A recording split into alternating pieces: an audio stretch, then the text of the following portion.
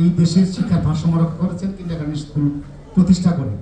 তা আমি করেছেন এবং করবেন এবং তাদের নীতিমালা অনুযায়ী শুনবে তোমরা যারা দেখতে পাচ্ছেন এখানে দাঁড়িয়ে আছে সামনে কন্টেস্ট করেন প্লিজ।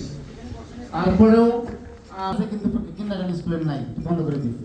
এটা যদি না থাকতো তাহলে কিন্তু এই শুধু প্রাইমারি স্কুল দিয়ে সারা বাংলাদেশে রেজিস্ট্রেশন করে স্কুলের নামে যাতে বৃত্তি পরীক্ষা দিতে যিনি প্রধানমন্ত্রী আগামীতে উনি সংসদে যাবেন, এই বিষয়টা নিয়ে যদি আমি সংসদ হইতে পারি আমি সেখানে আলাপ করবো এবং যাতে কিন্ডারগার্টেনের রেজিস্ট্রেশনে তাদের স্কুল থেকে এই এটা আমি সংসদের মহোদয় যেটা আবার আজকে বললাম এটা যেন হয়। বই পুস্তক যেটা দেয় সেটাও আপনাদের মধ্যে একটু বৈষম্য, এটা একটা জাস্ট অপচয়।